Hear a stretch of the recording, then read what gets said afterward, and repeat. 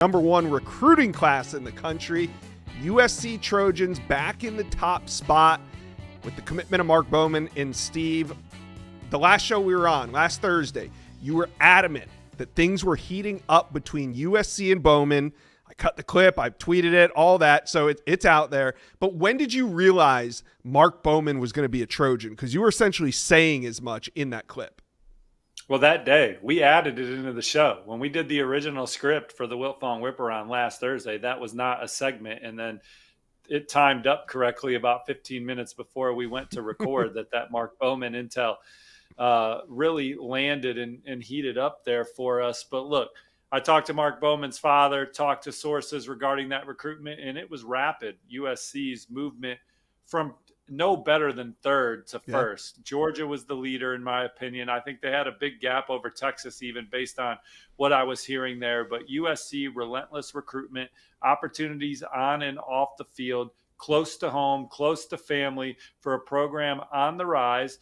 They were able to get Mark Bowman to jump in the fold and shut it down. Look, it's modern recruiting. Now, I know people are going to say that USC bought Mark Bowman. You don't get into these recruitments, you don't get into these positions without a product to sell on the football field. First and foremost, Mark Bowman has aspirations of playing football at the highest level, being drafted in the first round.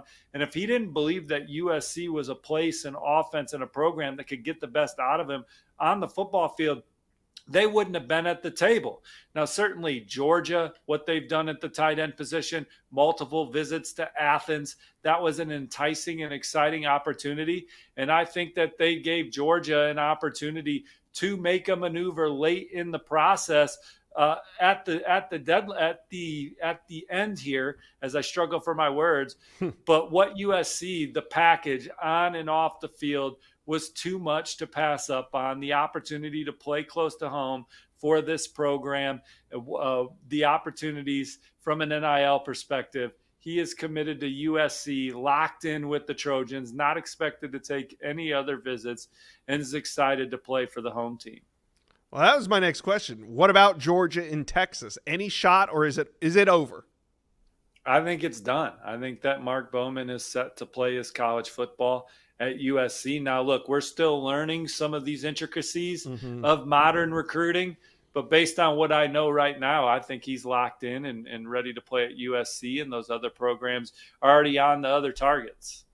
What's your perspective on USC recruiting? Like, why are things sticking this year, whereas last year at this time, things were falling apart for USC? Well, I think first and foremost, I think that they've gotten tighter with their infrastructure. I think that they were able to show this past season that they were a team on the rise. I think that they've hired terrific assistant coaches across the board, lost some of those terrific hires from last season, but replaced them with great hires again, from Coach Entz to Coach Ryan. Those are home run hires. So this is a program that has upgraded the coaching staff. They've become a more physical football team. Their culture, they took over a program that was essentially a powder puff team that could not stand up at the point of attack against the better teams on their schedule. And they went toe for toe in the Big Ten last year, the best conference in college football. They bring a lot back. They did well in the portal, had a good recruiting class. There's a lot of excitement around this program. And in the NIL era, USC is as powerful as any program in the country right now. Yeah. All right. Let's take it out of this USC segment with one prospect I want to ask you about. That's 2027 quarterback Peyton Houston. It sounds like USC is zeroing in on him as their guy for next cycle.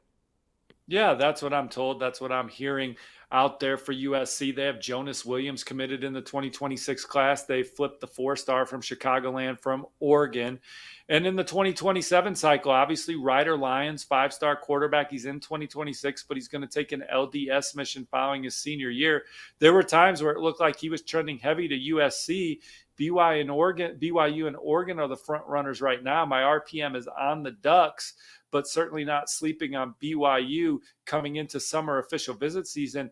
Slated to visit USC this weekend. I was told on Sunday to expect that official, if it happens, to be moved to the fall. And I think that right now Peyton Houston is emerging as USC's top target in 2027 at the position. And when you throw for 817 yards in one game last season, that's going to catch the eye of Lincoln Riley and programs across the country. He had a fabulous visit to USC in April, spent a lot of time with Coach Riley, Coach Heward, Coach Wiley, watched practice film after a scrimmage. The strength and nutrition plan is one he likes. How they were able to show Caleb Williams' progression as a player doesn't hurt, comparing him to Kyler Murray a little bit. All exciting. USC is going to be at his spring game USC was at his spring game on May 16, and they are on the gas right now for Peyton Houston. All right, USC fans, talk to Steve and I about how it feels to be back in that number one spot.